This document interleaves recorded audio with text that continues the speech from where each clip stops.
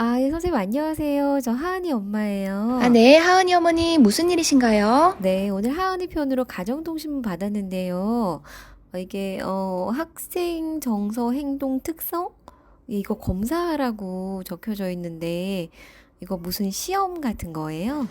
네, 시험은 아니고요. 그럼 이거 어떤 방법으로 검사를 하면 돼요? 하은이 어머니, 그럼 지금부터 설명 잘 들어주세요.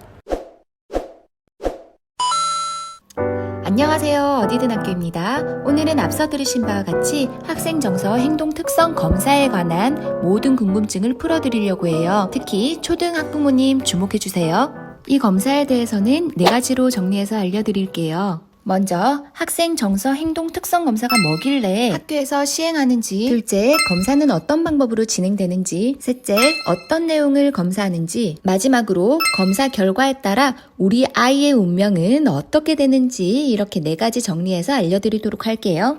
지금 이맘때쯤이면 각 학교에서 가정통신문이나 알림장으로 학생 정서 행동 특성 검사에 대한 안내를 받으셨거나 아니면 이미 검사에 응하셨거나 아니면 앞으로 받으실 예정이실 거예요. 자, 그럼 첫째, 학생 정서 행동 특성 검사가 뭐길래 학교에서 이런 검사를 하라 하냐. 간단하게 비유를 들어 표현한다면 몸이 자라는 정도를 신체 검사라고 하죠.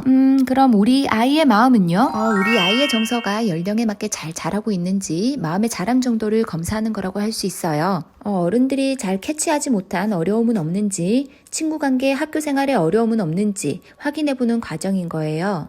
지금 이 검사는 2013년도부터 실시되었어요. 학교폭력 예방에 관한 법률이 개정되면서 학교에서 이 검사를 실시하게 된 거예요. 우리 아이들이 성장 과정에서 흔히 경험하게 되는 인지, 정서, 사회성 발달 과정의 어려움을 조기에 발견해서 신속하게 도움을 제공하기 위해 실시되는 검사라고 할 수 있어요. 검사는 초등 1, 4학년과 중학교 1학년, 고등학교 1학년 학생을 대상으로 하고 있고요. 보통은 4월이나 5월 중에 실시되는데 2020년의 경우는 개학이 미뤄지면서 마찬가지로 검사 시기도 조금 늦춰졌어요. 초등학생 그리고 중고등학생 경우는 검사하는 방법이 조금 다르거든요. 초등학생의 경우는 CPSQ2라는 검사지로 부모님을 비롯한 주 양육자가 65문항에 응답하고요. 좀 많죠? 중고등학생의 경우는 AMPQ3에 63문항을 학생 본인이 직접 답을 해요. 저는 초등 1, 4학년을 중심으로 설명드릴게요. 연구 결과에 의하면 전체 학생 중 9%에서 23% 정도 학생들이 정서적 도움이 필요한 상태라고 합니다. 관련 뉴스 영상 잠시 볼게요. 가끔 들려오는 소식 가운데 가장 안타까운 게 바로 어린 학생이 스스로 목숨을 끊었다는 얘기인데요. 한동안 감소세를 보이던 학생 자살이 올해 들어서 다시 증가하고 있습니다. 왜 그럴까요? 이승훈 기자입니다. 뉴스 브리핑 잠시 봤는데요. 제가 살짝 극단적인 예를 보여드렸어요. 우리 아이들 학교 생활 그리고 친구 관계 또 정서 발달에 관해 조기에 파악해서 도움을 줄 수 있다면 좋겠죠. 그런 취지로 실시되는 검사니까 긍정적으로 검사에 임해주시면 됩니다. 그럼 둘째, 어떻게 검사를 진행하면 되는지 검사 방법에 관해 지금부터 알려드리겠습니다. 사실 설명을 드릴 게 없을 만큼 매우 간단해요. 우선 검사는 온라인 검사 또는 서면 검사로 실시가 되는데요. 온라인 검사는 모바일로는 접근이 안 되고요. PC 환경에서만 가능합니다. 그리고 학생 확인 번호가 필요한데요. 그건 학교에서 나눠드려요. 서면 검사는 검사지를 가정으로 보내드리고요. 그 종이로 된 검사지에 학부모님들께서 체크해서 봉투를 동봉해서 학교로 다시 보내주는 형태예요. 온라인으로 할지 그리고 서면으로 할지는 학교 실정에 따라 결정되고요. 검사 내용은 동일해요. 그럼 검사 문항에 대한 답변은 누가 하느냐? 우리 애 아빠가 하느냐? 아니면 엄마가 하느냐? 아니면 우리 할머니? 아니면 우리 아이? 정답은 우리 아이는 절대 안 되고요. 우리 아이를 가장 잘 이해하고 있다고 생각되시는 한 분이 대표로 참여해 주시면 됩니다. 서면 검사지는 다시 학교로 보내주실 때 봉투 꼼꼼하게 풀칠하시거나 테이프로 붙이셔서 보내주시면 됩니다. 우리 아이의 정보는 소중하니까요. 온라인 검사 방법은 학교에서 알려주신 주소를 쳐서 직접 들어가시거나 아니면 그냥 쉽게 포털 검색창에서 학생 정서 행동 그 정도만 치셔도 온라인 검사 사이트가 바로 이렇게 나와요. 그럼 여기에서 해당되는 시도교육청 클릭하시고요. 초등의 경우에는 학부모 참여하기로 들어가 주세요. 자, 그럼 다음 창으로 넘어가면 학교 검색하시고요. 자녀 이름, 생년월일, 학교에서 나눠드린 본인 확인번호 이렇게 입력해 주시면 됩니다. 중간에 안내 동영상 나오거든요. 그거 한번 보시면 더 좋겠죠?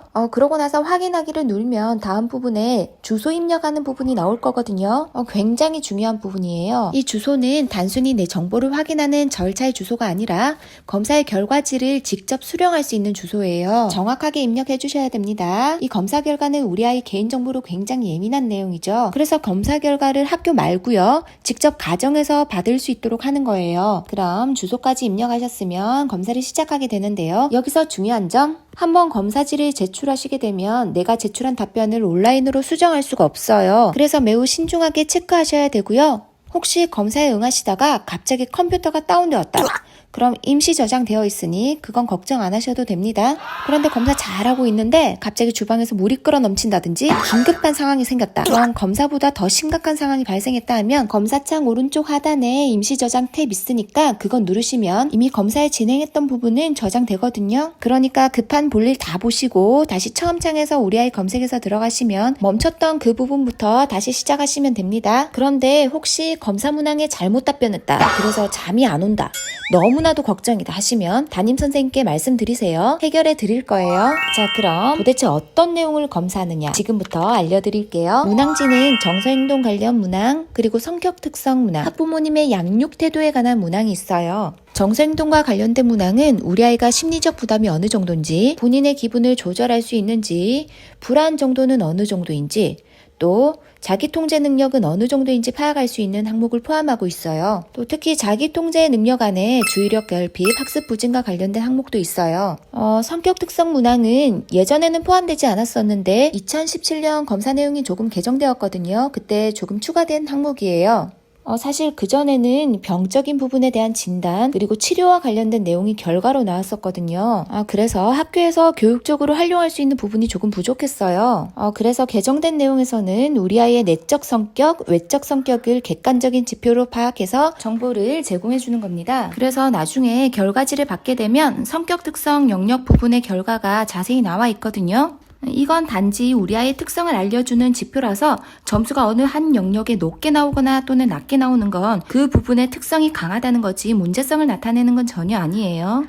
우리 아이가 이런 성격이구나 정도 아시면 되는 거예요. 그럼 마지막으로 검사 결과에 따라 우리 아이의 운명은 어찌 될 것인가? 검사 항목 중에서 정서 행동 문제의 총점에 따라서 기준 점수를 안 넘으면 정상군, 넘으면 관심군, 조금 더 높은 점수를 받으면 우선관리군으로 분류됩니다. 연구 결과에 의하면 관심군은 전체 학생의 한 7, 8% 정도 속하게 되고 우선관리군은 평균 한 2.5% 정도 학생이 해당된다고 합니다. 그러면 이 검사를 통해서 우리 아이가 우울증이다, 불안장애다, 학습장애다 이거 진단할 수 있을까요? 그건 전혀 아니고요. 이런 병을 진단하는 건 전문 의료기관에서 하는 거예요. 그래서 만약 결과가 높은 점수로 나오면 단지 그런 경향성이 조금 있더라. 우리 아이 마음에 조금 더 관심을 가져야겠구나. 또 정도에 따라서는 조금 더 전문적인 기관에 한 번 더 검사를 받아보는 게 좋겠다. 요 정도를 판단하는 거죠. 그래서 이 검사 결과에 따라서 우리 아이에 대해 편견을 가진다든지 또는 낙인을 찍는다든지 하면 안 되겠죠. 관심군으로 판정됐다 하더라도 실제로는 특별히 관심군으로 분류되지 않을 수도 있어요. 반대로 정상군으로 분류는 되었지만 또 도움이 필요한 학생이 있을 수도 있고요. 만약 우리 아이가 관심군이나 우선관리군으로 결과가 나오게 되면 학교의 담임선생님이나 또는 담당 선생님께서 따로 학부모님과 개별 면담을 실시하게 됩니다. 그리고 2차 조치가 필요한 경우에는 학부모님 동의하에 학교에서는 지속적인 상담과 관찰을 하게 되고요. 만약 학부모님께서 동의를 하신다면 전문기관 즉 위센터, 정신건강복지센터 관련 의료기관에서 심층평가를 하게 됩니다.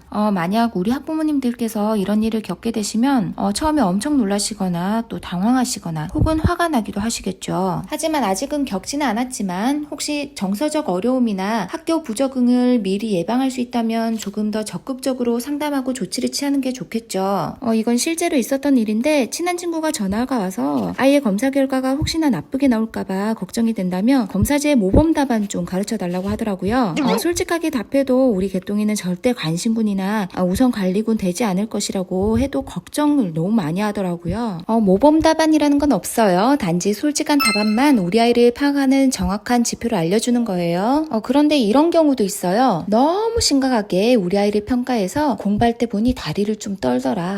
유치원 때 같은 반 소똥이랑 싸워서 힘들어한 적이 있었지. 이건 과대 해석한다든지 아니면 일시적인 행동을 습관적으로 그런다고 해석한다든지 또는 최근 3개월 혹은 1개월 이내 행동에 대해 답해야 되는데 머나먼 과거의 뼈아픈 기억을 되살려서 문항에 답한다든지 하면 절대 안 된다는 거죠. 실제로 그런 경우 많거든요. 문항 앞쪽에 나와 있는 최근 3개월 이내에 또는 최근 한 달 이내라는 문구 잘 읽어보시고 체크하시면 됩니다. 또 문항 중에는 학교 폭력과 관련된 문항이 군데군데 있어요. 그 문항에 아무리 낮은 점수로 체크했다 하더라도 학교 폭력과 관련된 문항에 체크가 되면 우선은 관심군에 속하게 돼요. 그래서 어떤 내용인지 학교에서 확인하고 후속 조치를 하게 되어 있어요. 이 문항을 통해서 우리가 몰랐던 학교 폭력과 관련된 일을 파악할 수도 있기도 하고요.